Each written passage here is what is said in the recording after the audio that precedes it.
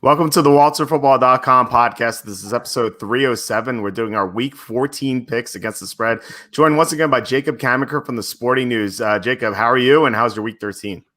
I'm doing great. I'm very happy to be on today for another day of football. Actually, we got another game tonight, which is pretty cool. My week 13 was actually pretty good. I finally had a winning week. It feels like it's been a while. It's not like a big time winning week. I'm 8-7 or 8-6 rather, pending tonight's result. I was 8-4 on Sunday and then went great 0-2 on Monday. I think both those games were kind of, the first one was a little bit of a trap because I was on Washington when it was double digits. Then I switched sides when the line fell, but I should have just followed the money on that one. And then I got tricked big time by the 49ers. I have no idea why I was willing to bet Nick Mullins against Sean McDermott coach defense, but I wouldn't bet Justin Herbert the week before. And that was the right move. Last week made the wrong move, so I'm definitely going to try to learn from that. So a couple of mistakes, but overall, can't complain. Feel like I was on the right side in a lot of games, so hopefully that keeps on going. Yeah, I didn't do as well as you, but I hated the week 13 slate. I only had 2 picks above 3 units throughout the week, and I split them. So I won with the Patriots, lost with the Cardinals. The Cardinals were a big disappointment, but kind of like one of 2 lessons I think I learned from the week is, and we'll discuss one of them. It's just like when to bet or to fade Jared Goff. So we'll get to that when we discuss the Thursday game. The second one was something I talked to you about, like how to predict backdoor covers. So maybe I'll delve into that when we get to some of the larger spreads this week. So yeah, we'll discuss the week 14 picks and also tonight's Cowboys at Ravens game. But first, please hit subscribe if you're watching on YouTube, or hit the like button, comment below. That would all help us, or share this with someone. That'll mean a lot to us. And as I said before, last week we eclipsed 2,000 subscribers, which was awesome. So hoping to get 2,500 by the end of the season. So anyway, let's get to the game tonight. The Cowboys at the Ravens. This line opened up 9, went down to 8, went up to 9, back down to 8, up to 9. It can't seem to make up its mind. So where are you going with this game? I'm on the Ravens at either number. I think I ended up locking it in at 9. I just think they're getting healthier. They got a bunch of guys back from the COVID list. Most importantly, Lamar Jackson, obviously. And then we had Calais Campbell and Brandon Williams are going to play today too. So that's massive because they're going to be able to stop the run for the most part, or at least limit Ezekiel Elliott, who hasn't been very good this year anyway. I just think the Ravens, with that extra personnel, should beat the Cowboys. I know that there's danger of a backdoor cover here, but I think that Baltimore knows they need to win this game. Dallas is kind of looking at the NFC East standings now, and it's like, I mean, if they win, they're a game back, but I don't know if they're going to have the juice to do it. So I'm going to be on Baltimore in this one. I'm not going to bet it heavily, though. I think I have 1 unit on it, and I bet that when it was confirmed Lamar was coming back. Yeah, I'm pretty heavy on this. I have the Ravens for 4 units. I think the Cowboys are just terrible. I don't know how they're going to block the Ravens. And the big concern was whether they'd have Calais Campbell and Brandon Williams back. It was like an or situation, but they're both back apparently. Have to make sure, depending on the inactives list, but it definitely sounds like they're both going to play. And if that's the case, I don't see how the Cowboys are going to block protect at all. And then you have Lamar Jackson coming back. He's not going to have Mark Andrews, but he's going to have 4 of his 5 offensive linemen. He's going to have Marquise Brown, Des Bryant, and so he should be able to move the ball against the Cowboy team that just can't defend anything. They struggled to stop Antonio Gibson on Thanksgiving, and Alex Smith looked good against them. So I think the Ravens should win this one easily. If the Ravens were down some players, if they were missing Campbell and Williams, I think I'd still be on the Ravens, but I would not bet them. I think they would allow a backdoor cover easily, given that their defense would be weaker. But given that they're mostly at full strength, I like them to beat this number. Yeah, I think that makes sense. I think they're going to be desperate to win, too, because if they lose, they're going to be way behind in the playoff race. So I think you're more confident in than I am. I just have had bad luck with the Ravens this year more than anything else. Every time I think they're going to do something, they do the opposite of it. But Cowboys offense minus Zach Martin, I don't think is going to be very good. So the Ravens could easily run out to a 30-point lead. So if you're looking to bet this game and really want to bet it heavily, I would listen to Walt on this one and, kind of get my wishy-washy take out of here.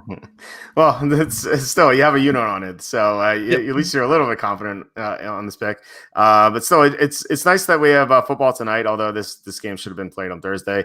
Speaking of Thursday games, Patriots at the Rams. So this is the beginning of our Week 14 picks. The Rams open up 6.5, and is lingering around 6.5 for most of the day. It just dropped to 5.5, which indicates that there's some sharp money coming in on the Patriots. So who do you like in this game? Yeah, so I like the Patriots in this one. I think that they obviously just crushed the Chargers. So I kind of expected this line to be a little bit of move from where it had been, but it didn't really move that much until that 1-point swing you just mentioned. I think that this game is going to trick a lot of people because the Rams are very good, and they've proven that. And I know we've been on the wrong side of doubting the Rams on quite a few occasions at this point. But I just think that the Patriots are going to keep this one close. They have the defensive weapons needed to get some pressure on Jared Goff, take away some of his weapons, make him a little bit uncomfortable. They're still going to be able to move the ball, but I think if the Patriots run defense shows up and, Cam Akers, I think, didn't practice yesterday on the estimated practice report, and I don't know what his status was today. So I don't know how much of a workload he's going to be able to handle on a short week. I think the Patriots will be able to slow down their offense enough. The big question is, can the Patriots do anything against the Rams defense? Cam Newton has not looked good throwing the ball recently. He has his high moments occasionally, but he threw for 70 yards against the Chargers. Granted, that was all he needed to do. It was a 45-0 win. But I think they're going to have trouble running the ball a bit. So Cam's going to have to make some plays. Will it be enough to get this cover? I liked it better, obviously, when it was 6 because we were getting a key number to push at. But I still think this could end up being a field goal game because Belichick's such a good coach. He's going to have something cooked up to confuse Jared Goff. So I'm going to be on the Patriots here at the plus 5.5 number. Probably go for 1 unit. No more than that, though. And you could convince me not to bet this game because I think both the coaches are good. But I think that I just favor Belichick in this one just a little bit because he's really good at cooking up defenses against quarterbacks that struggle with pressure. Yeah. Well, it's a Thursday game, so you have to bet this, right? Yes, I do. It's true. Right. I think I like that you said this is going to be a field goal game. I think it's going to be a field goal either way. And the computer model says Rams -3 is the correct line. So that plays into your field goal thesis there. My line for this is Rams -2.5. And I had someone ask me on Facebook, they're like, usually you like the better team on Thursday. Why are you picking the Patriots? Spoiler alert, I'm taking the Patriots. And I was like, well, I had the Patriots higher in my power rankings, so I am taking the better team. So I was talking about how Jared Goff kind of maybe figured out Jared Goff. I was looking at, how he performed in every game this year, and his worst games this year have been against the 49ers in 2 games and the Dolphins. So consider who the defensive coordinators were in those games. Robert Saleh for the 49ers, obviously, and then Brian Flores, the head coach of the Dolphins. Those 2 guys are defensive-minded geniuses, right? So, and if you're talking about defensive-minded geniuses, there's no one better than Bill Belichick. And we don't even have to wonder how Jared Goff will do against Belichick because we saw that in the Super Bowl. Jared Goff was so flustered that he forgot the snap count on one play. So I don't know how he's going to get better. It just seems like the Rams thrive against teams that aren't well coached. And, if Sean McVay can't out-scheme the opposing coach, then Jared Goff just really struggles. And I think that's what's going to happen here. I think Jared Goff's going to have a really rough game. I think the Patriots are going to dominate defensively, and I think they're going to win outright. I've been burned on the Rams so many times this year, but I finally think I've got them figured out. We'll see. So I'm gonna bet the Patriots for a couple units. That makes sense to me that it matters more who the coordinator and coaches are for the team than it matters the personnel. Because that would explain, again, my boss at Sporting News has said multiple times, Jared Goff is matchup proof to the point that it's you don't know if he's going to be good or you don't know if he's going to be bad in a given game. But maybe if this pans out and if we can figure out this is a great defensive coordinator, defensive coach, and he starts playing poorly against those guys, then we'll have it figured out, and it'll matter more for coaching. And I think you're dead right. Sean McVay schemed stuff up really well for Jared Goff. really great coach. I'm going to be interested to watch this one. Him versus Belichick again in non-Super Bowl setting. Very interesting to watch. Yeah, it'll be a good game. Also remember against Sean McDermott, he was down 28-3, and then he got some garbage time touchdowns to make it close, but he was really struggling for a while. So maybe that's the answer, because the Rams have kind of been befuddling me. Like I think I'm like 3-8 against the spread in their games this year, or something like terrible like that. But I think I figured them out. We'll see. Starting with the Sunday games, the Titans at the Jaguars. This line opened up Titans -7.5. It's still 7.5. So who do you like here? Yeah, I like the Jaguars here for maybe 1 or 2 units. I think that the Jaguars are playing pretty well on offense, at least. Mike Glennon's doing a good enough job. They've gone through 3 different quarterbacks, and none of them have been terrible. I know Jake Luton's had some struggles. He threw a ton of interceptions against the Steelers, but what do you expect from a 6th-round rookie? So I think the Jaguars have done well on the offensive side of the ball. And the Titans defense, they're just not very good. I mean, we saw them get shredded by the Browns last week for 41 points. And, they tightened up in the second half, but the Browns kind of took their foot off the gas a little bit too, because they had such a big lead. And even though they kind of let Tennessee within 6 points, the game never felt like it was in danger at any point. So I think that second half defensive performance, there's a little bit of a mirage. So I think that they're going to do the classic thing the Titans have done a lot this season. They're going to move the ball a lot on offense, but their defense is going to be inconsistent. They're going to give up some big plays. They're going to give up some sustained drives. And I think that the Jaguars will use James Robinson to kind of, keep the ball in their hands a bit, lead some scoring drives. And if Mike Glennon doesn't turn the ball over, should turn out well for them. I think that the Titans getting the Jaguars getting 7.5 points is just a little too high for me. I think the possibility of a backdoor cover is huge. And the Jags they would have covered this spread in 5 of their last 8 games against the Titans. And earlier in the season, they scored 30 points on the Titans and covered the spread in that game and lost by 3 points. So they would have covered this spread too. So I just think the spread's off. So I'm going to be on the Jaguars here. I'm not going to bet heavily on the Jaguars, but I think it's a good spot to fade the Titans, because I think they're a little bit worse than people think they are. Yeah, I think so too. I think they're one of the more overrated teams in the NFL, and like they've gotten a lot of acclaim for beating the Ravens and then the Colts. But if you look at those teams, like the Ravens aren't as good as people think they are either, and then the Colts were so banged up that it's kind of an easy win for them. And they had just lost to the Colts a couple weeks earlier anyway. I think that was more indicative of how these teams play. I agree. I think this line's too high. I made it Titans -4.5. So we're getting the key numbers of 6 and 7, which is it's really important. And I think even if this is a big lead, I think the Jaguars should be able to get the backdoor cover. Tennessee's defense is so bad. They've been allowing 31.3 points per game over the last 4 games. They have no pass rush. They have multiple injuries in the secondary. It just seems like the Jaguars, with their receiving talent, should be able to mount a comeback if they need it, but they may not even need it, because they've been playing close games since week 6. Actually, week 7, they've only lost by more than 10 points once, and that was a Jake Luton going against the Steelers. And the Tennessee Titans don't have the Steelers defense, so I like the Jaguars here quite a bit. I think I'm going to bet around 3 units on them. Jaguars, maybe they're the new version of the Los Angeles Chargers. They just lose games by single digits all the time. So makes life easier for us when trying to figure out the spread, especially against teams like the Titans, who, I agree with you, totally overrated. Yeah, well, except the Chargers have their quarterback of the future, but the Jaguars, if they're not careful, they're going to lose out on Justin Fields, so they better not win these games. But hopefully, they can lose by a single score here. That'd be nice. Anyway, the next game, Cowboys at the Bengals.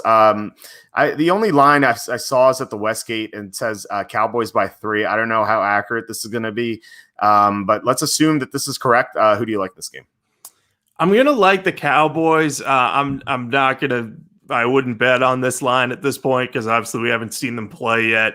But I just think that the Cowboys' weapons against the Bengals on the offensive side and the Bengals defense, I think that Andy Dalton should be able to move the ball a little bit on the Bengals. And we don't know if Brandon Allen is healthy yet either, which I can't believe I'm saying that might matter. But, if given the choice between Brandon Allen and Ryan Finley, I probably would go with Brandon Allen for the Bengals. But either one of them should be able to move the ball on this Dallas defense, but Dallas might be able to slow them down a little bit, or at least enough to stop them once and get up on offense, which I think they should do because the Bengals defense isn't very good. I'm interested to see what this line ends up being and how much it moves based off whatever happens tonight. Like, if the Ravens somehow just come out and crush the Cowboys, I'm going to be interested to see if this falls below 3 or, just how low can it go? That's what I'm interested in seeing, because in a battle of backups, I'll take Andy Dalton in a revenge game anytime. So we'll see what happens, but I would be on Dallas at this number very tentatively, though. Yeah, I think you're right about that. I think that the Dallas's big problem is their pass protection, right? We just discussed it. Like, they don't have Zach Martin. The Bengals don't get after the quarterback, though. They have Carl Lawson is their only guy who gets after the quarterback consistently. They have Geno Atkins, but I just looked at his snap counts when I was researching this game last night. I hadn't realized that he's barely playing at this point. He's playing a quarter of the snaps or maybe a third of the snaps in some games. He's just not the same player he once was, and that's really affecting the Bengals pass rush. So if Andy Dalton doesn't have pressure in his face, he should be able to connect with his receivers. And if there's any motivation for either team winning this game, I think it's on Dallas' side, because this is a revenge game for Andy Dalton. They kind of threw him out because they got a rookie quarterback, and it was the right move, granted, but still he's going to be salty about that. So I think that the Cowboys will win this game. I wouldn't bet it at this number, like you said. If it's 2.5, though, if we get some good line value, I think I would consider the Cowboys, but definitely not at 3.5. Yeah, if it gets down to 2.5, I would very much be into this game, because then you're talking about getting 3 in a game where the motivation favors Dallas, because the Bengals are without Joe Burrow. They know they're not doing anything this year, and next year might be a rebuilding year too, depending on when Burrow comes back and how healthy he is. So I think that they're going to be a little deflated, whereas the Cowboys, the motivation's there for Andy Dalton for sure. Yeah, I think it's funny that there's more motivation for these teams to lose, because this is the Panay Sewell Bowl. The loser of this game will probably have the 3rd overall pick, and then they'll get Panay Sewell, and they'll benefit from that. I think that the Bengals need him more. The Cowboys can at least hope that Tyron Smith comes back healthy, which I doubt, but there's a chance that happens. But the Bengals definitely need someone like Sewell to protect Joe Burrow. Yeah, you sure the Cowboys wouldn't just draft Devontae Smith and be like, yeah, he's the best receiver available. We need more weapons. Yeah, you never know. That could happen. We'll see. All right, next game, Cardinals at the Giants. There's no line posted on this game because we don't know if Daniel Jones is going to play. So what are your thoughts on this game? Yeah, so I know Jones's health will have a big impact on the line, but I kind of like the Giants no matter what, because let's assume that if Colt McCoy plays, the line's going to be 3 or 4 points more in favor of the Cardinals, something along those lines. But I think the Cardinals, they're very similar to the Seahawks in how they're built on offense. They've got a smaller, mobile quarterback with great arm talent, but there's also something going on where they're not playing too well today, or these last few weeks. So I don't know if I would trust Arizona to win against what is turning out to be a very, very strong defense. And this is kind of what you and I had expected from the Giants coming into the year. They would surprise people with their defense. Their offense would be better than people thought. The offense hasn't panned out, but the defense has really turned around and is playing well. So I think that the Giants could have a chance to win this game outright. Kyler Murray just hasn't been the same since he suffered that shoulder injury against the Seahawks, where it was the Thursday night game and they kept working on his shoulder on the sideline. So I think until he shows me that he's back and he's fully healthy and that things are going okay, I don't want to trust him, especially on the road against a tough defense in what's going to be an early game. I know that doesn't always matter, but you got to take that into account at least a little bit. And the Giants are 8-4 against the spread this year, which is tied for the second best in the NFL. So that's pretty impressive too. I like what Joe Judge is doing. So we'll see what the line ends up being, but I'll probably be on the Giants either way here. I don't like betting on Colt McCoy twice, or betting on him to do well twice, but I imagine if he plays that the line's still going to be pretty high in favor of Arizona. So I think the Giants will be the right side.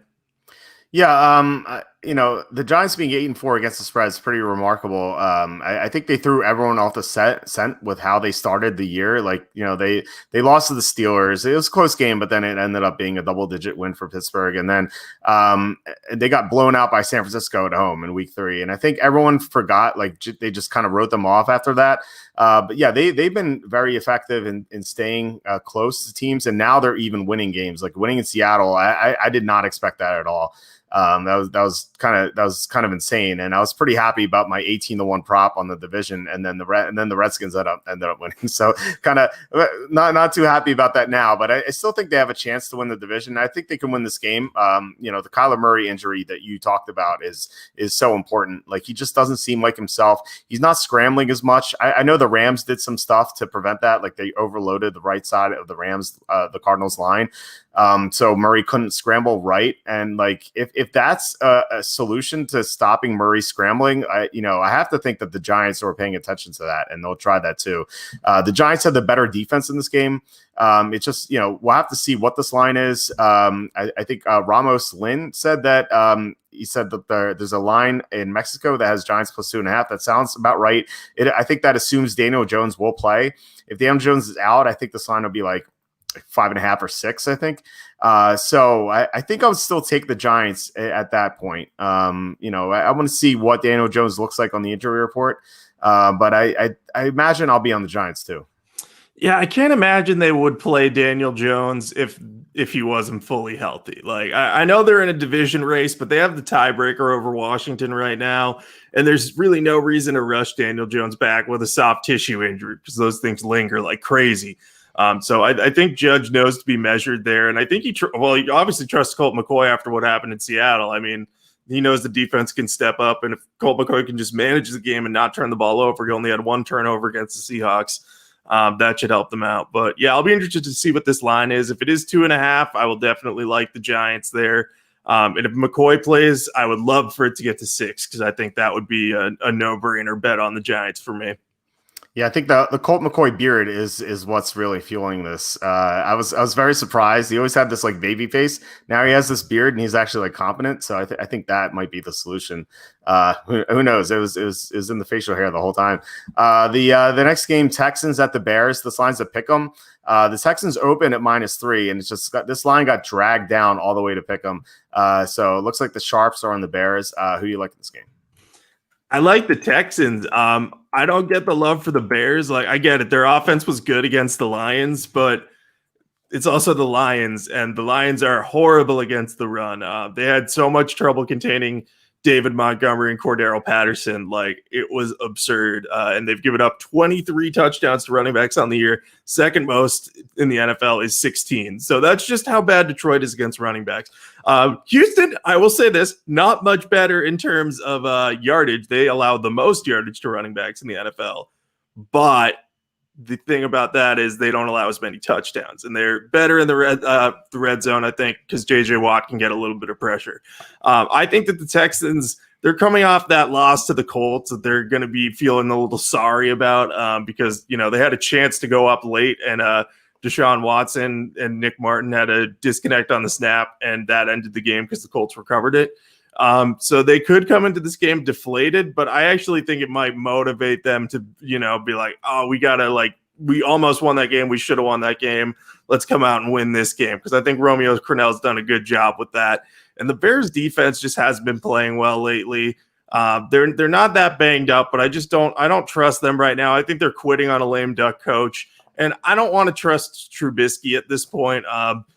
Picking head to head, if I have to pick Deshaun Watson or Mitch Trubisky, give me Watson every time. Like, Trubisky just could implode at any point, especially if the running game isn't as strong as I'm expecting it to be for Chicago. One of the reasons they did well against Detroit was because they were able to run like crazy. So I'll be on Houston in this one for probably for 2 to 3 units. I think the Texans are in better shape than the Bears, and with Kiki Cutie stepping up and Chad Hansen playing surprisingly well, I think that their receiving core is okay, so their only concern really without Will Fuller and Bradley Roby is the secondary.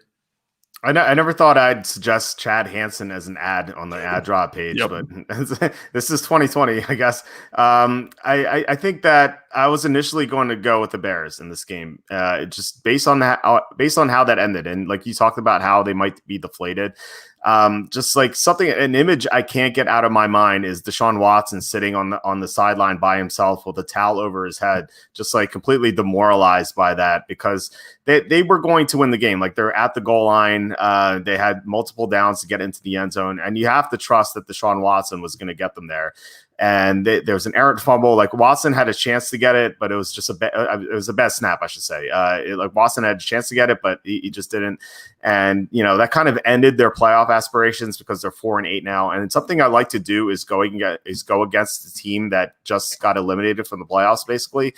I know that they're not mathematically eliminated, but they can't get into the playoffs at 8-8. Like, it's just not going to happen. So that's my reasoning for wanting to go with the Bears. And then just suddenly dawned on me. I remember last year's game where the Chiefs played at the Bears, and Patrick Mahomes just went nuts because he was very salty about the Bears not drafting him in the 2017 draft. He even counted the number of picks that he had to wait to be drafted. Deshaun Watson's in the same boat, right? Like, the Bears had a chance to draft Watson and they didn't. And according to reports, they didn't even meet with Watson. So Watson has to be angry about that. And if he even has half the chip on his shoulder that Mahomes carries around with him, he's going to want to go nuts against his team. And I think his teammates love him enough to want to get him the win. So that's my thesis for going with the Texans. I don't love this game because Houston's defense is in shambles with their cornerbacks are just terrible. Like, their best corner is Vernon Hargreaves. That's just miserable. But I still like the Texans for that reason. I think they're going to be motivated for Watson. Yeah, that makes sense to me. And I actually think about the end of the Bears game. The Bears had a chance to win that game. They had the ball deep in their own territory, and Trubisky fumbles the ball at the 5-yard line. The Lions recover. They score the go-ahead touchdown. The Bears don't get out in front. I think the Bears players might look at this in the quarterback situation and the coaching situation, just look at it and say, man, we got nothing here. We started the year 5-1, and now we have we can't win a game against the Lions because our quarterback's fumbling at his own 5-yard line. So I think that might play into it too. They might be demoralized too. So I agree with your thesis. I love the point about the Watson versus Trubisky. I think if Watson rallies his teammates, I don't think Trubisky's going to be able to get the same clout after he basically blew a game for them. Yeah, that was so bad. The Bears were up 3 or 10 in at every stage of that game, barring except for the beginning. And the fact that they blew that game, I was shocked. I thought the Bears were going to push, and they lost. The only reason I suspect they might not quit is because they're only a game out of the wild card spot of the seventh seed. But I think you make a good point. The Bears, I think they know that nothing's going to come of the season. So they might be demoralized too. I think you're right about that. All right, next game, the Broncos at the Panthers. This line is off the board in many sports books. I found one, though, that has the Panthers at -3.5. So who do you like this game? I like the Broncos at that number. I was leaning on them anyway, but the Panthers are dealing with some COVID issues, so we don't know who exactly is going to be available for them. I know DJ Moore and Curtis Samuel are currently on the list, and I think DJ Moore might not be able to come off. The information out there is always spotty on this stuff, so it's going to be one to watch throughout the week. But I just think that with Shelby Harris back, the Broncos defense was able to do a lot against the Chiefs. I think they'll be able to have similar success against the Panthers offense. I think they'll be able to move the ball on that defense too. Drew Lock, if he can just avoid turnovers, this offense would be great. And I know that's a big ask because he is done that. He's turned the ball over, I think, 7 games in a row. But if he can just avoid turnovers, they can ride the running game a bit because the Panthers are not very good against the run. They've gotten better as the season has gone along, but they're still not great. I think they've given up 1,200 rushing yards and 10 touchdowns to running backs this year. So I'm probably going to be on the Broncos in this one. I just think they're going to keep it close. It could turn into an offensive showdown. But I'm not going to bet heavily on this one. I'm going to see what the line is, but for now I'm leaning on Denver here, I think. Yeah, I actually like the Panthers. So I guess this is our first disagreement. I think it really depends. It'll depend on the COVID list, right? I mean, if the Panthers have most of their players available, then I think they're going to be a good bet here because, well, two things. One, I think the Broncos are going to be very flat after that Chiefs game. Like they put everything into that game. It was their Super Bowl. It kind of reminds me of the Raiders game, the Raiders Chiefs game that took place on a Sunday night. And the Raiders are so flat against Atlanta the following week. So like it's so hard to play like at 110%, like try to beat the arch rival, the best team in the NFL, and come up short, and then come back the next week. Early start time too, to like play very hard. I just don't see it happening for the Broncos. Like I think they're going to be flat. The second reason why I like the Panthers, and this really depends on their the COVID list. So if they have all but one receiver, I like them a lot because they're going to have a nice matchup edge against the Denver cornerbacks because AJ Bouye is facing a PED suspension. So he may not play in this game. And then Bryce Callahan was put on injured reserve. So Denver's going to be down its top two cornerbacks. And the Panthers, the strength of the team outside of McCaffrey is their receiving core. So that's why it really depends on like how many receivers play. So if they have everyone but like Moore, like if DJ Moore is the only one out, I'm going to like the Panthers a lot. Now, if they're missing Moore and Curtis Samuel, I won't like them as much, but I'll still like Carolina though. All right, I'm switching my pick here because I fell into the Raiders trap when they played the Falcons and they lost by like 37 in that game. So I'm not going to get fooled twice. I hadn't considered the Super Bowl theory. I had thought about like, oh yeah, no, they played really well against the Chiefs. They're getting on the right track. But you're right. They could come out totally flat and unmotivated. And, you know, I think Vic Fangio is a very good coach. What he's been able to navigate through this year between injuries and having to start a fifth string wide receiver at quarterback, I think he's done a good job. But I think you're right. This is not a good spot for them from a motivational standpoint. So I'm going to join you on the Panthers unless there are a ridiculous number of people on the COVID list. And then I will most likely just not bet this game because I don't want to, you know, bet on a side that might be unmotivated and a side that's missing half its team. Yeah, I think that's smart. I mean, you have to wait until to see what the COVID list looks like. So we'll have a better idea Saturday. So yeah, we have all agreements so far. Once again, let's see if we can keep it going. Next game, Vikings at the Buccaneers. This line open up Buccaneers -6. It's up to 6.5. Looks like there's sharp money on Tampa. So who do you like in this game? Yeah, so the Bucs are coming off a bye, and they previously, before the bye, lost to the Chiefs, and they have Tom Brady and Bruce Arians running the team. So, do you think that they're going to be ready with for this game with a great game plan? And you think they're going to be mad that they lost before the bye? And you think that they're going to, know that they're going to need a win over this Vikings team to be sure that they really solidify themselves as being in the playoffs, as opposed to if they lost, well, then they would be tied with the Vikings, I think, in the standings, and then all hell would break loose. So I'm very much on the Bucs here. We've talked about this before many times. Good quarterbacks coming off of losses, you could generally bet on them. Tom Brady coming off a bye is usually very good too. I know part of that's coaching, but I trust Bruce Arians in this scenario. And I just think that the Bucs are going to be well rested. They're going to be healthy. They're going to have been game planning for this for a couple of weeks. Meanwhile, I know the Vikings were playing the Jaguars, but they still showed some issues in that game, and I think they're going to have a lot of trouble beating the Bucs because Bucs have the league's top run defense. So they may be able to bottle up Dalvin Cook a bit. And if Kirk Cousins to win you a game on the road against what is pretty good, it's had some issues in recent weeks. I like Tampa Bay to create some plays and force Cousins into some mistakes. I mean, he threw a pick 6 against Jacksonville, for crying out loud. So I think that he'll have some trouble against the Bucs. So I'm going to be all over the Bucs here. I just need to look at the injury reports more, but I have 2 to 4 units on them right now, and I'm leaning towards the higher end of that. So this might be a 4-unit play for me.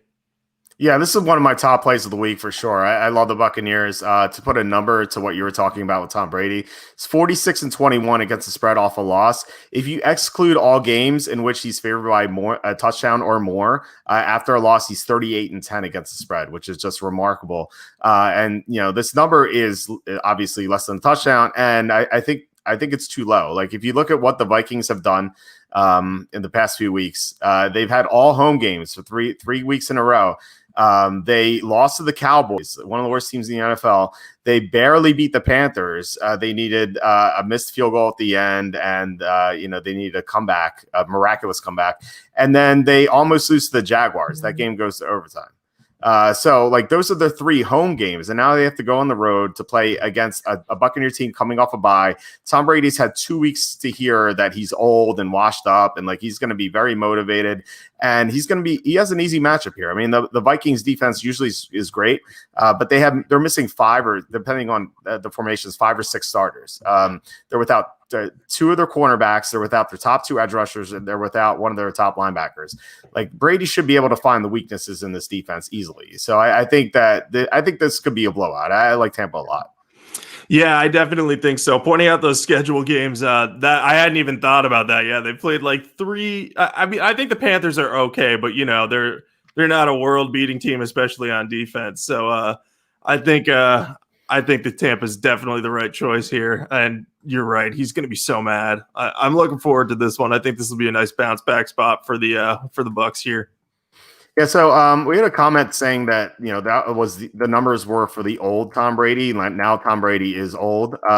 So let's look at this year. I mean, off a loss to the Saints, he beat the Panthers by 14 and covered. Off a loss to the Bears, he beat the Packers by 28 in that big statement game. Off a loss to the Saints the second time, he beat the Panthers by 23. Off a loss to the Rams, he did not beat the Chiefs, but he covered in that game with a backdoor cover. And he played very well in the second half. It was just Mahomes going nuts in the first half. So yeah, I mean, Brady's undefeated against the spread this year off a loss. So I think that I have faith in him against a Vikings team that's not really that good. Yeah, I agree. I think the Vikings have definitely gotten some good luck with getting wins lately against not great teams. Yeah. Speaking of Mahomes, Chiefs at the Dolphins. This is our last early game. The Chiefs open up set -7.5. It's still -7.5 in some sports books, but it's dropped to 7 in others. It looks like the sharps are on the Dolphins. So who do you like in this game? I am also on the Dolphins, not for a huge amount because I don't like betting against Patrick Mahomes, but it did work last week. So that was a positive, and albeit terrifying at first. You dip your toe in the pool and you're like, I guess I'm going to do this, and you don't know how you're going to come out, but worked out. But I just think this game's going to be tougher for the Chiefs than some are anticipating. The Dolphins have a great secondary, so they might be able to contain some of Kansas City's weapons. I get it. Patrick Mahomes can turn anyone into a weapon, and he can get anyone open because he can just run around, wait for someone to be open or throw someone open with ridiculous throws. He can do it all, but I think that Brian Flores is going to have something cooked up for him that's going to make it a little bit difficult for him to move this ball against the Dolphins defense. So I think that they can contain Mahomes. So then it all comes down to, will they be able to move the ball on offense? I think it's possible. I don't think the Chiefs defense is great. I think they're solid, but I think Tua has been good, and he hasn't turned the ball over. That's been his big thing. He doesn't have an interception yet. Through 5 starts, and he's only lost a fumble once. So, while he doesn't always, make big downfield plays, he's had some good games. Last game, he was very, very solid, and I think he showed some improvement, and he just doesn't make mistakes. Whenever he throws jump balls up, he puts it where only his receiver can get it. So I'm a fan of the Dolphins in this one. I think it could be a letdown spot for the Chiefs. They're playing the Saints next week, and I don't think they're necessarily going to overlook the Dolphins, but they might look ahead and say, oh, the Saints, they're the best team in the NFC. We're the best team in the AFC right now. That's going to be that could be a Super Bowl preview type thing. And, Andy Reid's good enough that he's going to keep his guys focused, but I think they may not take the Dolphins quite as seriously as they should, because they're led by one of the best coaches in the league right now. Brian Flores has proven to be a star. So I'm going to be on the Dolphins for 1 unit. I liked it better when they were -7.5. So hopefully that number may rear its head again. But even still, I like them enough. They're 9-3 against the spread, which is best in the NFL. So you can't really go wrong with Brian Flores right now. Yeah, he's been phenomenal. I like the Dolphins a lot as well. I like the Dolphins. I actually like them more than you do. This is going to be probably a 4-unit pick for me. The Chiefs have only scored 27 and 22 points the past couple of games, and that's something the Bears would love on a weekly occasion, like an inept team like that offensively. But that's pretty low for the Chiefs, and they haven't really done that well, relatively, compared to their overall talent level, against the better defenses they face. And I think a reason for that is because they're missing 2 offensive linemen. They're still down 2 blockers, and they're just not pass protecting as well. And that's the reason why they only scored 27 points against the Buccaneers. Like, remember that first quarter onslaught with Tyreek Hill? Like, they were on pace for 800 yards each. Like, it was insane. But they got stuck on 27 because some drives stalled in the second half because they couldn't pass protect, and Mahomes had to get rid of the ball. And I remember one drive where there's like 3 plays in a row he had to throw it out of bounds because he was under heavy duress. And the Dolphins get great pressure on the quarterback. They cover extremely well. They have 2 talented cornerbacks to take away his receivers. And what you said is right. Like, Mahomes can turn anyone into a weapon, and Travis Kelce has a nice matchup in this game. So the Chiefs are going to score. I think they're going to score in the mid-20s. But if that's true, I don't think that's good enough to cover, because the Dolphins should be able to score. The Chiefs aren't that good against the run, and the Dolphins can run well. They haven't covered that well either. I mean, look at what Derek Carr did to them a few weeks ago, and also Tom Brady in garbage time in the second half. They didn't really have to worry about that with Drew Lock, but I think they will with Tua. Like, Tua hasn't been great or anything, but he has Devontae Parker, he has Mike Gesicki, who's throwing to now. I just think the Dolphins should be able to cover the spread, because the Chiefs aren't going to score as many points as people think they will with their 2 injured offensive linemen. So I mean, give me the Dolphins +7 for sure. Yeah, the back door is absolutely wide open, because you're talking about if the Chiefs are winning late by 13, 14 points, something along those lines, you're positioned perfectly for Tua to have a drive where the Chiefs are like, all right, let him run out most of the rest of the clock and get in the end zone. We'll take the win and go focus on New Orleans. So backdoor is going to be wide open in this one. And that's if Miami can't limit the Chiefs offense, which, like you stated, I think they have a chance at doing. Yeah, Brian Flores, like I said, he's done a great job, and I think you're right. He's going to have something that Mahomes hasn't seen, and like, Mahomes is eventually going to overcome it. And the Chiefs are going to probably win this game, but I don't think they're going to cover the touchdown. All right, moving on to the late afternoon slate. There are a lot of 4:00 games this week. The first one is Colts at the Raiders. The line opened up Colts -2.5. It's still 2.5. So who do you like in this game?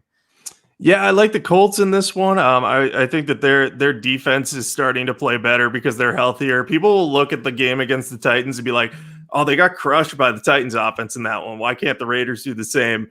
Well, in that game, they were without DeForest Buckner, and then we saw them come back against the Texans, and they were much better. And granted, I know the Texans were in position to drive and have the game winner at the end, but I don't think Derek Carr is nearly as dynamic. I don't think his receivers can take advantage of the cornerbacks of the Colts like the Texans receivers could, even though the Texans were without Will Fuller in that game. So I think that's going to let me believe that the Raiders offense will be slowed down. And then on the other side of the ball, you're looking at Phillip Rivers and T.Y. Hilton finally clicking on offense. Jonathan Taylor's finally getting going. It's a good matchup for all of them. They're kind of figuring out how to balance things in between pass and run. So I think that they can keep moving the ball pretty consistently. I think there's pressure on both sides because the Colts need to win to stay in the playoff, in playoff position in the running for the division title. And then the Raiders need to really need to win to stay in the playoff race. So I think it's going to be important. I do think the Raiders are going to play better at home. They've struggled immensely on the East Coast. A lot of people will look at that loss to near loss to the Jets. Should have been a loss if they didn't call an all-out blitz at the end of the game. A lot of people will look at that and say, wow, that's a really bad performance from them. And it is. But at the same time, I think the Jets offense is getting better than people give them credit for. But yeah, at the end of the day, the Colts are better than the Jets by a lot. I think that they should win this game. And I think even with the Raiders at home, even if they're desperate, I think the Colts will find a way to pick up this win. So I'll be on them for 1 or 2 units. Yeah, I agree. I think the Colts are the right side at the moment. I'm very confused about this line though, because the advanced spread on this game was Colts -2.5, and yet it's still -2.5, even though the Raiders they almost had one of the most embarrassing losses you'll see. I know they endured Jamarcus Russell and Art Shell's second tenure in the past 15 years, but I think if they lost to the Jets, like that would have been one of the all-time like most embarrassing performances in NFL history, really, for their franchise at least. And they walked away with a win, with like a desperation win at the end, and everyone's down on them, and everyone saw the Colts get their 8th win of the year, and yet this line has stayed the same. Like, I wonder why that's the case. Like, I thought this line would go up to like 3.5 or 4, and yet it's still 2.5. So on one hand, I'm wondering if this is like a trap that Vegas is setting, that like they want all the money on the Colts, and like the Raiders are going to come out, and like what you said is right. Like they're going to play a lot better at home. But on the other hand, the Colts are just the better team, and they are healthier. I know they're still going to be missing their left tackle, which is a concern. But overall, like when they have most of their players healthy, and they probably will, I assume, in this game, like they're definitely the better team. And I think the most likely result of this game is Indianapolis winning by 3. So I'm going to take the Colts minus 2.5. It feels like a trap, so I'm not going to bet this game. But I think the Colts are the right side. There's definitely some trap aspects in there, especially when you consider the Raiders, I think, are playing on Thursday night against the Chargers. And meanwhile, the Colts don't have any real look ahead because the next team they're playing is the Texans, who they just beat. So I don't think they're going to be like, oh, yeah, we got to look ahead and beat the Texans again. I think they'll look back and be like, oh, yeah, we got away with one there, but, we know how to beat them now. So, yeah, that's definitely weird that the line hasn't moved. I had expected that it already had moved, but if it hasn't, then I'm going to be watching this one closely to see if there's anything that comes up that we're not expecting. Yeah, very weird. When I began to handicap this game, like I assumed there was going to be like 3 or 3.5. Then I saw it's 2.5. I'm like, man, something's up here. I don't know. It's strange. So speaking of the team that almost beat the Raiders, the Jets at the Seahawks. This line opened up Seahawks minus 14. It's down to 13.5. There's a lot of public money coming in on the Jets. I guess everyone's excited to bet this team now. Who do you like in this game? Oh no, I like the Jets. Oh, this feels bad. This does not feel good. But I just look at this, and I'm not going to bet this. I'm not going to bet on the Jets. I refuse to bet on the Jets. But I just think that the Seahawks are going to have a tough time covering this spread against the Jets, because the Jets are playing better on offense. They're finally healthy. They have all their receivers there. Sam Darnold's there. And, he's showing good chemistry with Jamison Crowder. And then Denzel Mims and Brashad Perriman are making plays on the outside too. He actually has some good blocking. Mekhi Becton looks really good. I don't know how healthy their line is going to be in this upcoming game, but if they're with most of their players, I think that they can at least have some semblance of a solid offense in this game. I don't know if I want to bet on it, but I think that they could score 20 points in this one. So then you're talking about the Seahawks have to score 34, 35 to cover, which they could definitely do. But there's something up with the Seahawks. Russell Wilson hasn't looked himself this year, or not even this year, just in recent months. Like he's gone through a bit of a slump after looking like an MVP for the first part of the season. And he wasn't at his best against the Giants because he was under constant heat. Now, I don't think the Jets have a good defense, and I don't think they're going to stop him. But, if he makes one mistake or has one turnover, takes one sack and has to punt the ball away, like that could be enough to make sure that the Jets could be in position to cover this game, whether it's normally or if they get some sort of backdoor cover, if they're down 20 and somehow score with like 2 minutes left and the Seahawks just run the clock out after that. So I'm just not ready to trust the Seahawks right now. I think that they're going to win this game. I think that they could win this game by double digits, but I'm just not willing to bet on it. So I'm on the Jets here, and I'm not going to bet this. I'm not betting it either, but this is our first disagreement, I guess, officially. I initially was going to take the Jets because, like, the Seahawks, for every reason you said. I mean, the Seahawks have issues in their secondary. They have problems on the offensive line, and I think the Jets' defensive line should be able to win in the trenches. And this is a high number, and for a team to cover a high number like this, they have to be almost perfect. And right now the Seahawks aren't. Like, they're playing poorly. Russell Wilson, like you said, he hasn't been himself lately. Something's up. At least I think so. Like, with all the injuries, it just says like this line is too high. But then, I thought about it, and I'm like, I think Russell Wilson can just like destroy the Jets. Like, I think he could have like 6 touchdowns in this game. He's coming off a loss, and Russell Wilson off a loss is 24-11 against the spread. And you're like, okay, so how has he done as a big favorite? He's 6-3 against the spread as a favorite of 10 or more off a loss. So like he has covered these high lines after coming off of defeat. And the Jets, it's not like they have a good defense or anything. Their defensive line's good. Their linebacking core is terrible. Their cornerbacks are even worse. And I have no idea how they're going to cover Metcalf or Lockett. And yeah, I think that this could just be a very ugly game where Wilson throws for 400 yards and 6 touchdowns. I'm going to be playing on the DraftKings. I think that, they could win like 45-20. Like, I think you're right in saying the Jets can get to 20. I think the Seahawks can get to 40.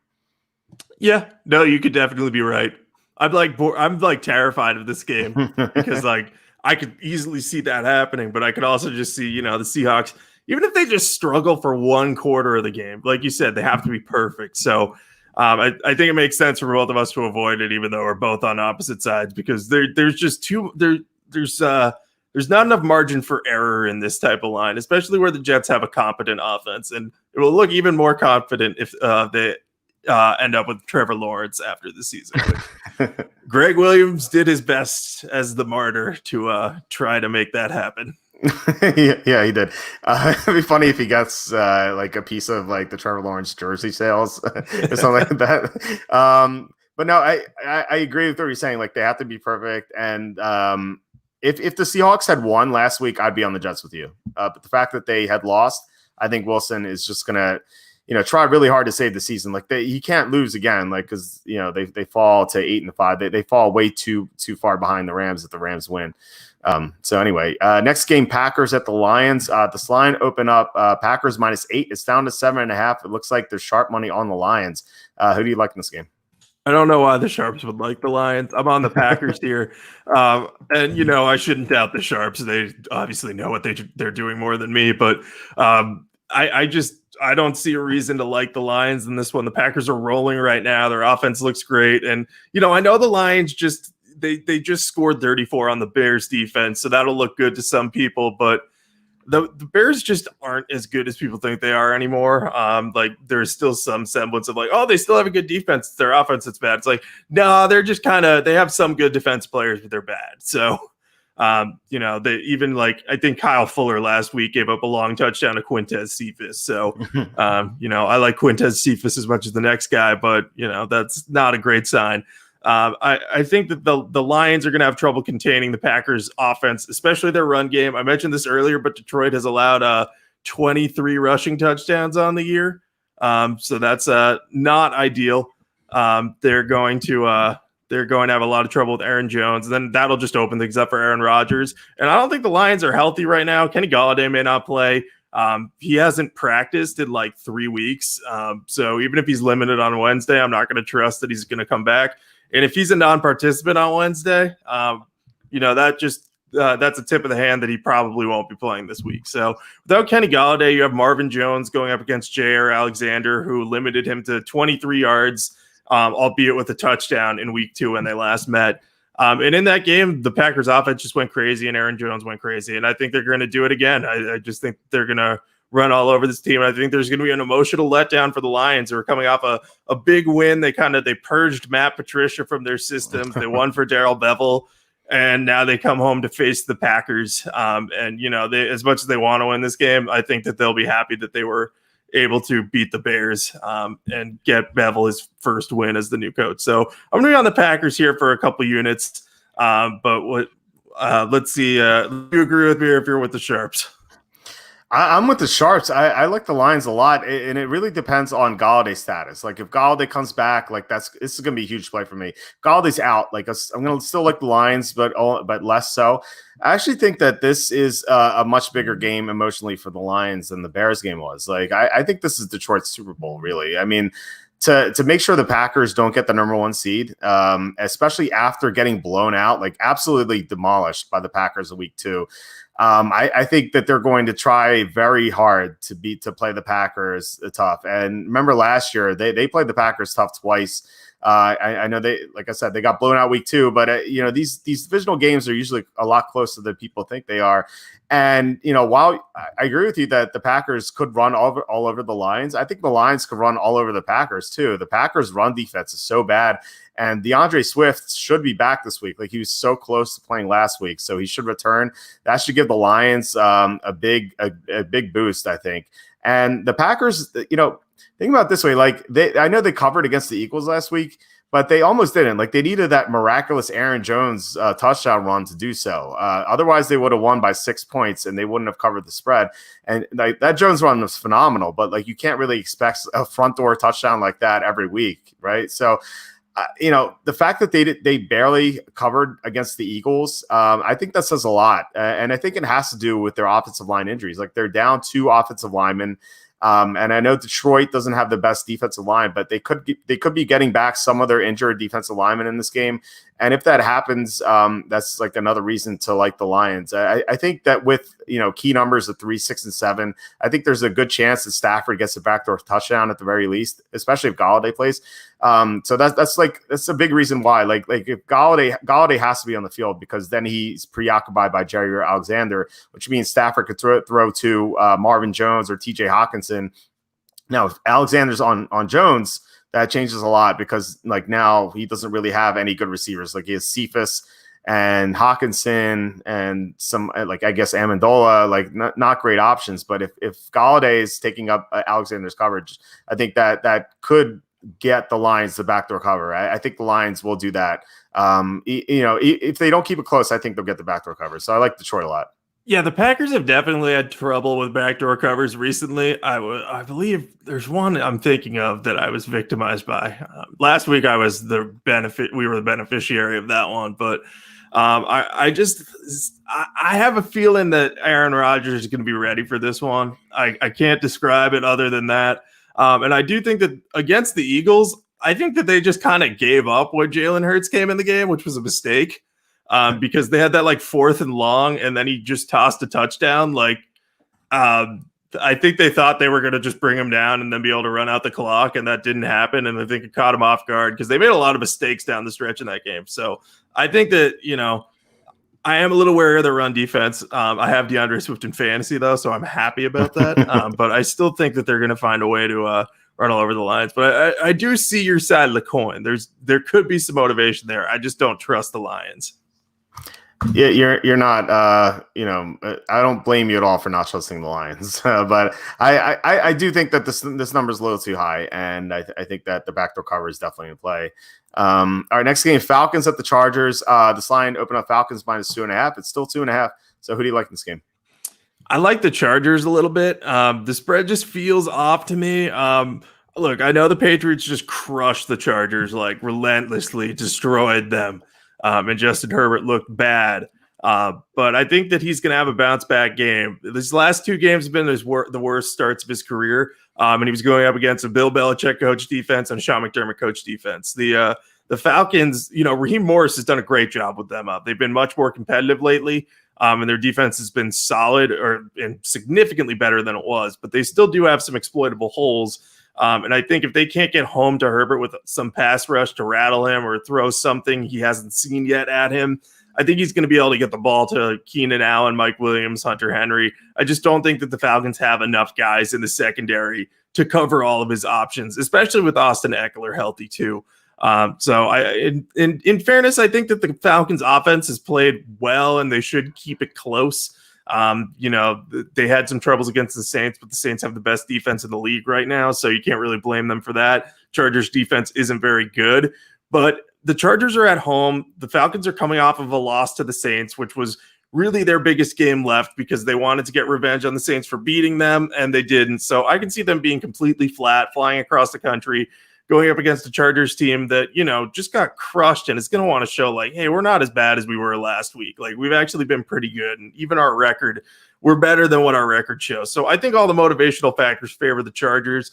And I'm just going to go with them because we're getting the points on them. And I trust Herbert to make a bounce back. My only concern is they are playing the Raiders on Thursday, so they might look ahead to that as an opportunity to maybe knock them out of the playoff chase. But I think where they played so badly against the Patriots, they're going to want to bounce back and at least, because I think Anthony Lynn's on his way out the door, but I think his players like him. So I think they're going to want to show like, hey, we can still play well under Anthony. Like, it's not all his fault here. Yeah, definitely not a Matt Patricia situation or Bill O'Brien's situation where they hate their coach. Yep. I think that definitely the motivation is on the Chargers side. Like what is the motivation for Atlanta here? Like you talked about how they lost to the Saints. It was a huge game for them. Maybe the Super Bowl, if you want to call it that. And now, like you said, they have to fly across the country. They're favored against the Chargers team they see once every 4 years. I don't think they're going to be doing much preparation for Justin Herbert or the Charger defense. They're just going to be flat. They're going to enjoy their time in LA. And they're going to come away with a loss like that. I feel like that's what's going to happen. And then, the Chargers, what you said about Herbert, it's like correct. Like the past 2 weeks have been awful. Actually, 3 out of the past 4 games, because the Dolphins game was also it was bad. Brian Flores and Sean McDermott and Bill Belichick, like they're all great defensive minded coaches. Raheem Morris is not on that level. Like I like Morris, but he's not on that level at all. And so the Chargers, they have way too many weapons. And think about it, like the past couple of teams have been able to take away Keenan Allen away from Herbert.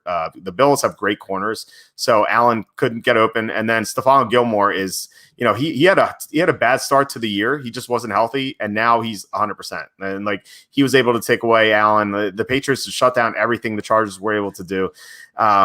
And it's going to be completely different. And I think people forget that the Chargers almost beat the Saints, Chiefs, and Buccaneers earlier in the year. And now they have both their cornerbacks healthy. So I think they could defend Atlanta. And, I think the Chargers win this one. I think I'm going to bet a few units on the Chargers.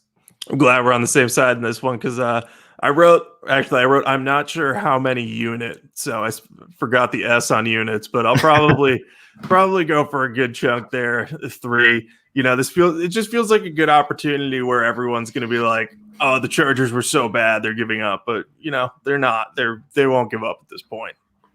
Yeah, I agree. And there is line movement on this game. The advanced spread was pick'em, and now it's 2.5. I was hoping for 3. But yeah, this line still moved 2.5 points because the Chargers played against Bill Belichick. And we expected the Chargers to lose to New England. So yeah, that line was way off. Also, we hit the Chargers under win total as of last game, I believe. So nice. Yep, that was big. Yeah, still holding out hope that the Bears go under 8. I think it's going to happen, but you never know with these things. I thought the Jets under win, or I thought the Dolphins under win total would hit for sure last year, and then they beat the Patriots in Week 17. So you never know with these things, but it is nice to have that win at least. Next game, Saints at the Eagles. This line opened up Saints -7. It's still 7. This line's off the board in a few places. I'm not sure why, but we do know that Jalen Hurts was named quarterback. So who do you like in this game? Yeah, I would imagine it's off the board because of the starting quarterback switch. They probably just want to reevaluate, but I don't think it moves the line that much at all. I like the Saints in this one, though. It's Jalen Hurts is making his first NFL start against the best defense in the NFL. They allow the fewest yards. They allow 20.1 points per game, I believe, which is 4th best in the league. This seems like a terrible, terrible time to give a quarterback his first start. I get Carson Wentz has been terrible and all of that, but I think that this is just such a bad idea because Hurts coming into the league, he was very accurate at Oklahoma, and Lincoln Riley did really great work with him to help him improve, but he was a project a little bit, and he was going to take some time to develop. We saw him make a nice throw against the Packers. We saw him move around a bit with his legs, but that's not going to be enough to get it done against the Saints. They're going to bring all sorts of crazy stuff at him. Sean Payton's going to make sure to try to pressure him, not let him move around too much. And, their cornerbacks for the Saints are really good. Marshawn Lattimore and Janoris Jenkins are going to be able to take away his weapons. They don't have any real receiving weapons, the Eagles. So I think everything on that side of the ball benefits the Saints. And then on the other side of the ball, the Eagles have a good defensive line. They have Darius Slay, and that's about it on defense. So I think whether it's Taysom Hill or Drew Brees starting, I think it's leaning towards Hill. I don't think Brees is going to be back from 11 rib fractures yet. I still think that the Saints are going to be able to cover this. Like maybe Jalen Hurts will get something in garbage time, but I don't know. I don't trust it. So I'm going to be all over the Saints here. 2 to 4 unit pick. Just got to decide how confident I am in it. Yeah, so Andrew was saying we thought, it was Kenny and I did that video where we talked about Jalen Hurts being a terrible pick. And he says that Howie Roseman was miles ahead of everyone seeing the Wentz collapse, but like he just signed Wentz to a huge contract. So like that's why it didn't make any sense. Like I don't mind spending a second round pick on a quarterback, but not after you spend like $1 billion on one. So I really didn't like it, and I don't know. We'll see about Hurts. I don't know if he's going to be successful, but I do think that benching him was the right move. Just Carson Wentz was just so terrible. I don't know what's happened to him. Like it wouldn't surprise me at all if after the year's over we find out that he's playing on some like major injury that that he can't play with, but it causes him like major pain or something like that. Or if like maybe there's something in his personal life that's preventing him from really like delving into football, because it doesn't look like he knows what's going on, and it's just really disappointing because he looked like a great cerebral quarterback a couple of years ago, and now that's like completely vanished. Like it's just gone. Anyway, I like the Saints along with you. For all the reasons you said, the Saints are they might be the best team in the NFC, maybe the Packers, but I think you can make an argument for the Saints. They have great defense. Jalen Hurts is really going to struggle. And the Eagles might be without Darius Slay. I mean, he got hurt late in the game against the Packers. Actually, a couple of equal cornerbacks went down with injuries. So if they don't have those guys, like they're not going to be able to cover Michael Thomas and Emmanuel Sanders. And Taysom Hill's getting better every week passing the ball. So I think he's going to do well. My only concern here is that the Saints play the Chiefs next week, and I think they might be looking ahead. But the fact that they're going to be playing Jalen Hurts, who was such a big name in college football, I think that could maybe keep them focused for this game. Like if this were Wentz, I think they would completely overlook the Eagles. But Hurts is getting some hype, so they might be willing to focus on him. So I agree with you on the Saints. I'm just not going to bet the game because I think of the look ahead component.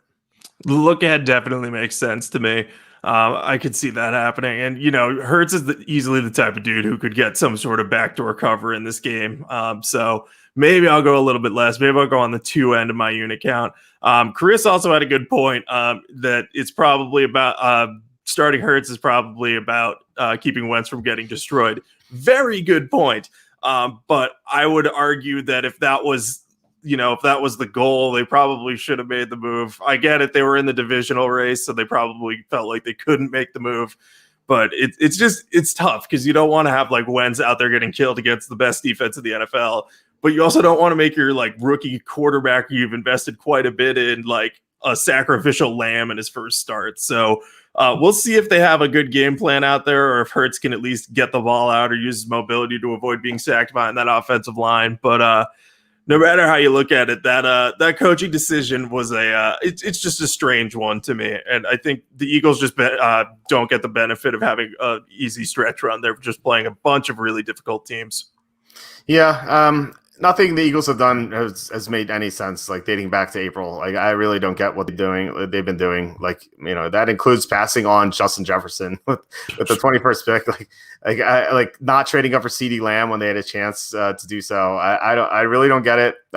They were so on point, but like a couple years ago when they're just drafting really well and signing good free agents, and everything's just falling apart for them. I don't know. I don't get it. Anyway, so Redskins at 49ers. This is the last of the late afternoon games. This line opened up 49ers -3.5. It's still 3.5 in a lot of sports books. I'm seeing -3, -117 at bookmaker. So this line appears to be trending down, I guess, based on the Monday results. So who do you like in this game? Yeah, I'm on Washington here. I'm going to learn from my mistake this time. This line is obviously moving, so we're not getting great value here, but I would argue that this line is wrong in the first place because, first of all, this is a neutral site game, so there's no semblance of home field advantage in a year where there really isn't much home field advantage anyway. But like the players they're not like at their home in San Francisco. They're out in Arizona. So I think that that's going to hurt them in this game. And then Washington's defense is just incredible. Like they're really coming together. Ron Rivera and Jack Del Rio are doing an awesome job coaching those guys. That defensive line is legit. Chase Young and Montez Sweat, Deron Payne, Jonathan Allen. They are amazing, and they're going to be able to get a lot of pressure on Nick Mullins. I mean, they didn't sack Ben Roethlisberger once in that game against the Steelers, and they still caused havoc because they just pushed back into the backfield a lot, got in his face, put their arms up. Sweat had 3 pass deflections, including one that resulted in an interception. I just can't imagine Nick Mullins thriving under those conditions, and they're not going to be able to run the ball much because that defensive line's really good at stopping the run too.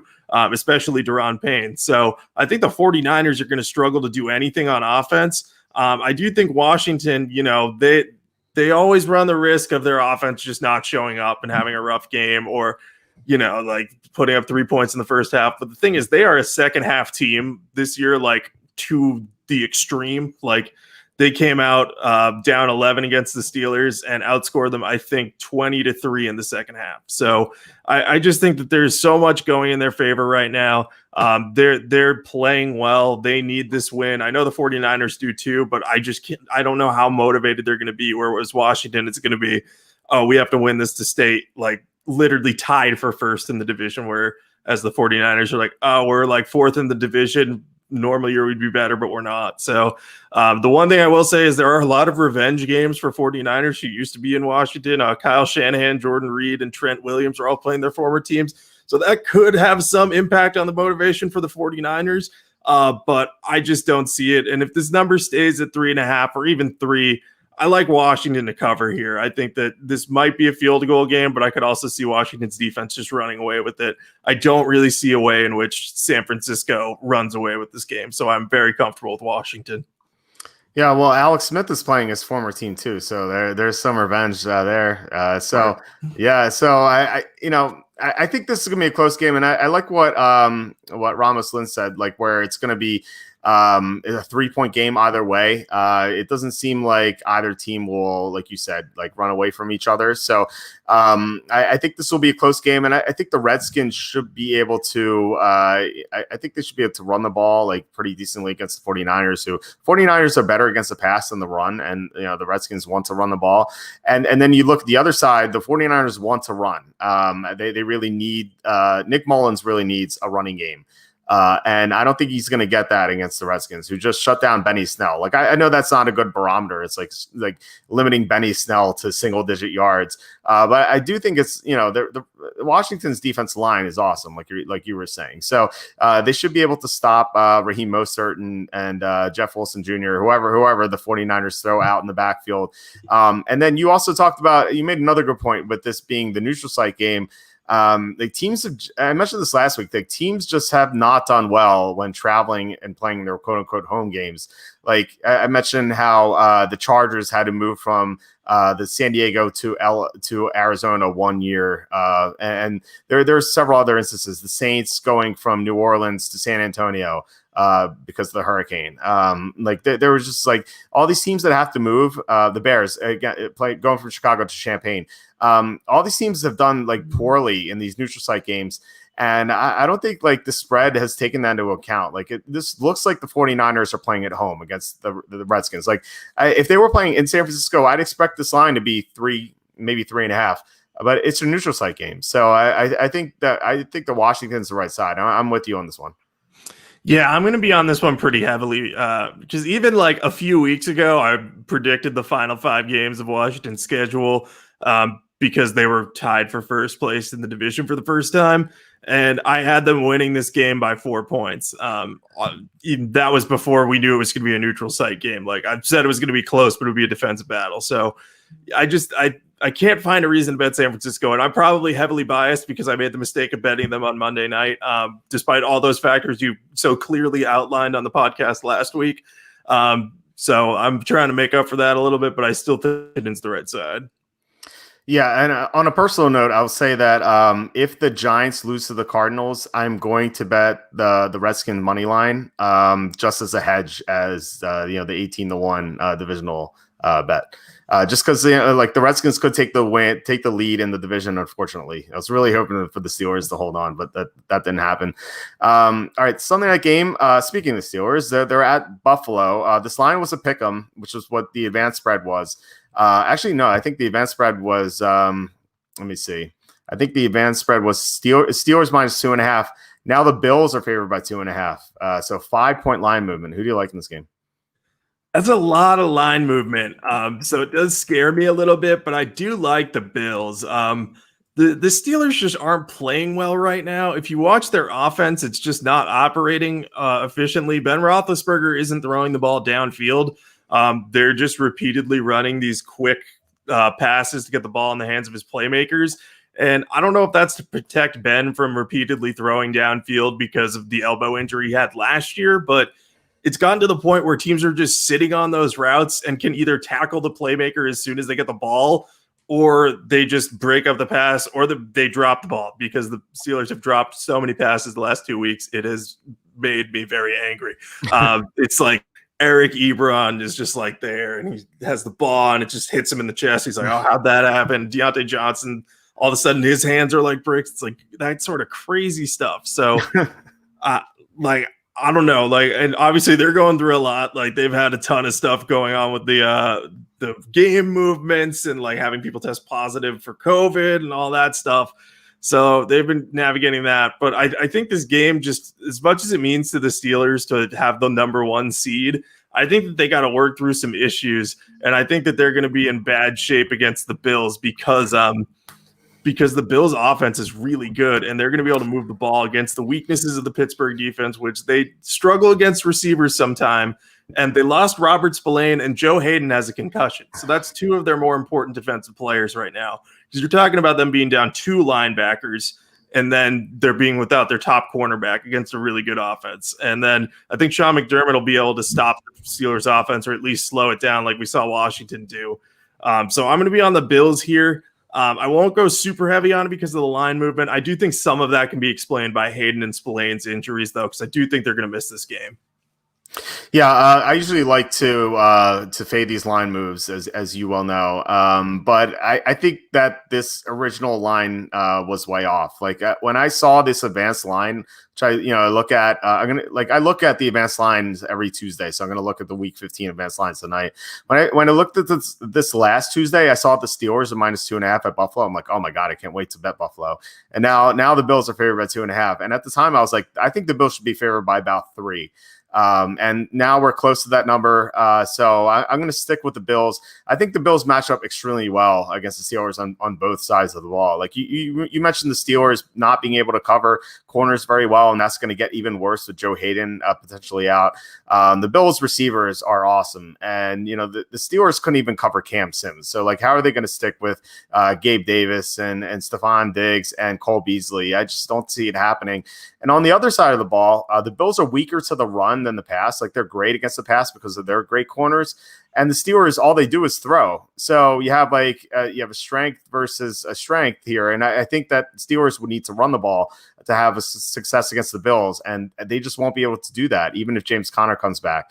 So I like the Bills for those reasons. And then, you touched on Spillane being injured. Like, that's huge because they're already down Devin Bush. So being down 2 linebackers in the middle of the field against, Josh Allen, who can run the ball or throw over the middle of the field and attack it that way.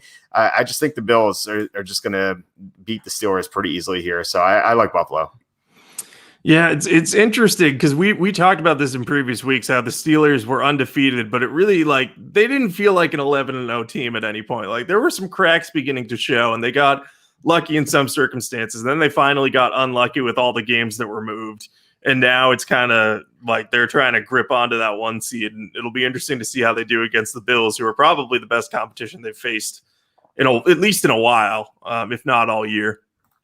Yeah, I think you're right about that. Even when the Steelers were undefeated, I still had the Chiefs as the number 1 team. If you look at the Steelers schedule, I just want to like rattle off the last few opponents they played. Like Redskins, they played the Ravens, who didn't have Lamar Jackson, Jaguars, Bengals, Cowboys, Ravens again, and the Ravens, as we learn, aren't that good. Titans, Browns, Eagles, Texans, Broncos, and then Giants. Like that's their schedule. Like no wonder they were 11-0. Like they're still a good team. Like don't get me wrong. Like I think they're still definitely top 10 team, like maybe top 5, but they were not the best team in the NFL. And I still think this line is kind of like made so like hey, the Steelers are a really good team here. But I think Buffalo is better. Yeah, totally agree. And that schedule, the more you go through it and the more you break down each game, the more you see like, oh yeah, this isn't as impressive as I thought. Yeah, definitely not. All right, so we have the Monday night game. There's no line on this game because obviously the Ravens are playing in an hour and 15 minutes from now. If my guess was, I think the Ravens would be favored, or at least before the week 13 games, I thought the Ravens would be favored by 2.5. But because Cleveland won in a blowout, I think this could be a pick 'em. Maybe even the Browns by 1. But it really depends on how the Ravens look tonight. So, what are your thoughts on this game? Yeah, I think you're about right. I had it listed as a potential pick 'em. That's assuming the Ravens win against the Cowboys tonight and look good, but not like, oh my God, they blew them out like crazy doing it.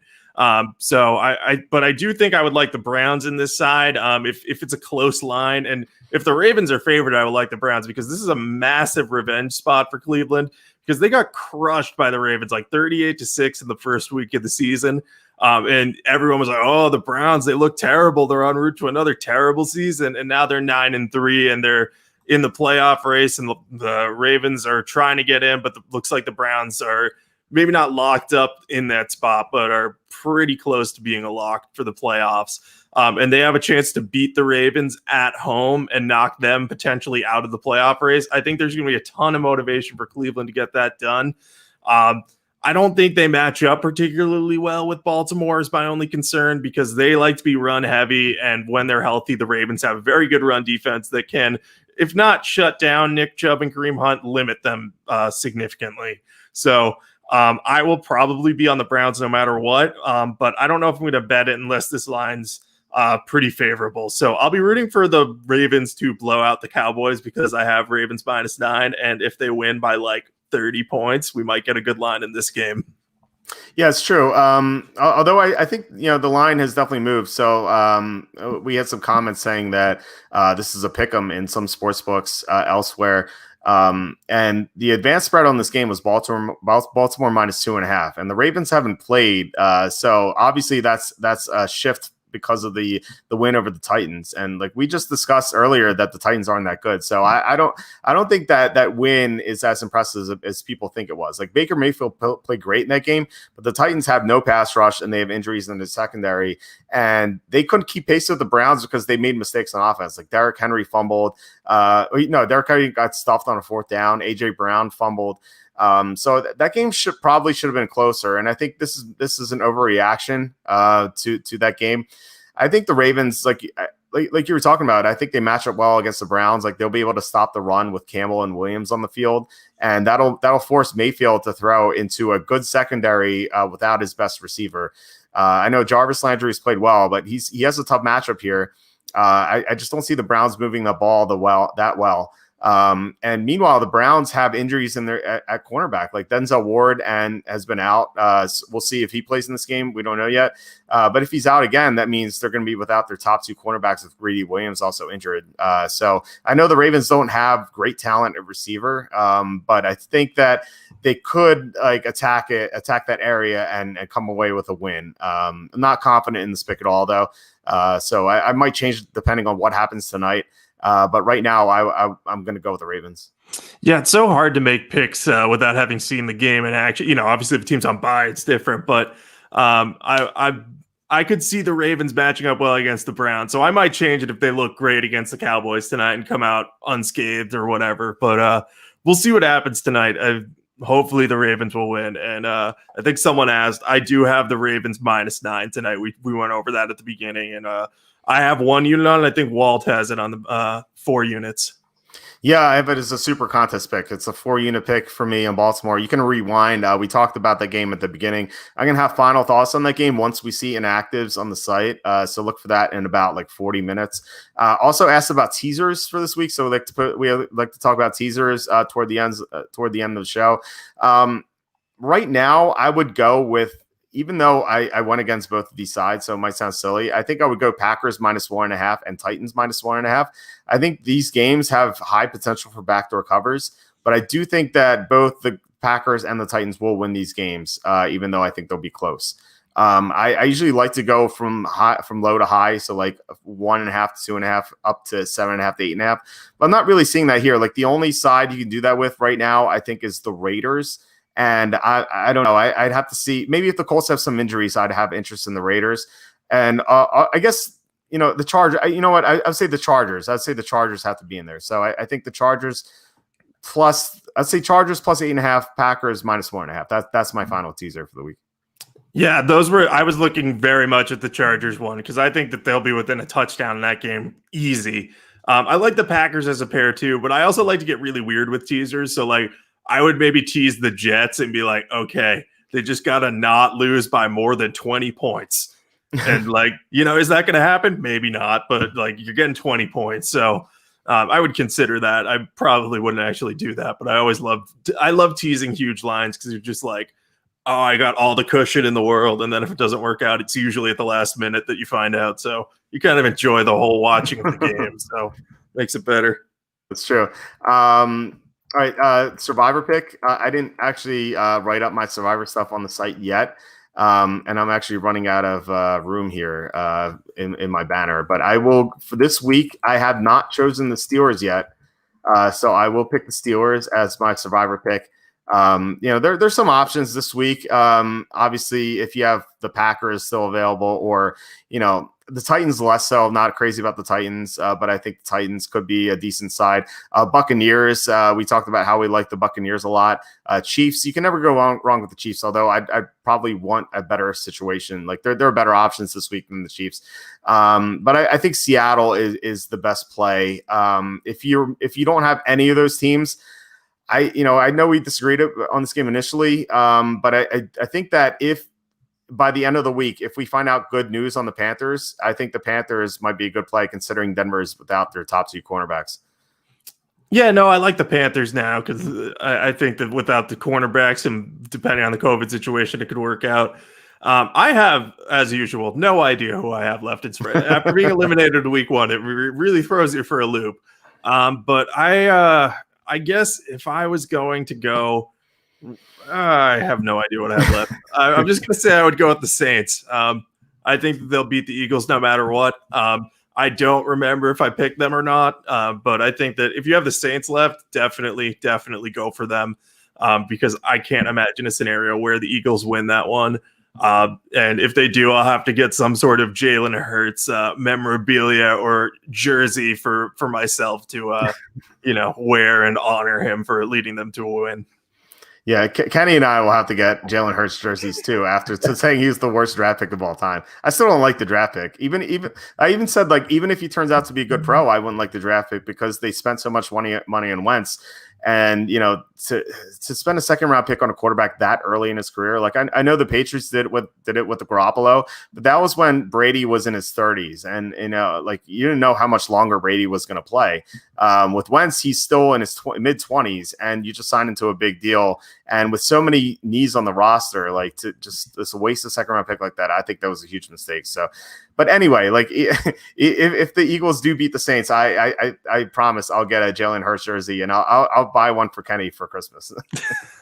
There we go. I like that. And I totally agree with you on Hurts. Just one last little point on it. Like I agree with you. If you're going to draft a second round quarterback, you can't sign Carson Wentz to that extension at this stage of his career. That's what you're talking. That's like the number one thing there. Because now you got this like situation where if Hurts looks good these last 3 games, then everyone in the league knows you want to get rid of Wentz and everyone knows how bad his contract is. So you're going to get no value for him. So that's another thing. Like if you want to trade him because Hurts looks good, like good luck finding someone who wants a rehab project at that price. Like maybe you can convince the Colts and Frank Reich that it would work out as a successor to Phillip Rivers, but I don't know. Like I don't want to take on that much salary. Yeah, I think this would be a Brock Osweiler situation where they'd have to give up a draft pick. It's bad. And yeah, I think Wentz would be great in Indianapolis with Frank Reich. I think you brought that up a few weeks ago, and I think that would be a great spot for him. But yeah, like no one wants him at that contract, and that even if you want to go with Hurts in the future, like that contract's such a big albatross on your roster that, you know, the advantage of having a rookie quarterback or a young quarterback on the center is that he comes with such a low price tag, and you can't add to the roster with Wentz's contract. So like that is such a big problem for the Eagles right now. For sure. Yeah. Anyway, so that's it for this week. Thanks for everyone for watching the show. Please hit the like button or subscribe if you're watching YouTube, or share this video, or comment below. Like all that will be extremely helpful. So if you like the show, please help us in that way. Jacob, do you have anything to plug this week? Yeah, you can follow me on Twitter at Jacob Camenker. I tweet out my favorite picks every week in each primetime game. Be nice to me when I'm wrong in primetime. It's always nice when I'm double wrong and no one says anything about it on a Monday night. So I appreciate that, guys.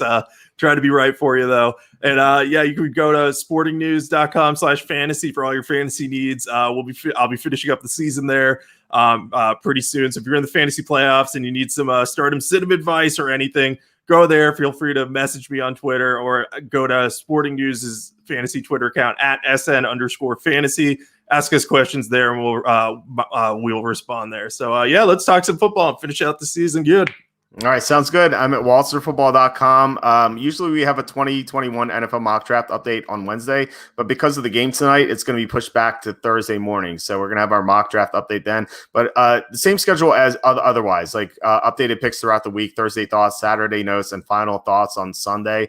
And Charlie Campbell, of course, is posting great draft content. You know, we're in December, so the draft season's almost, you know, about a month away from now. So definitely look forward to that. Otherwise, I will talk to you next week. All right. Sounds good. Talk to you then.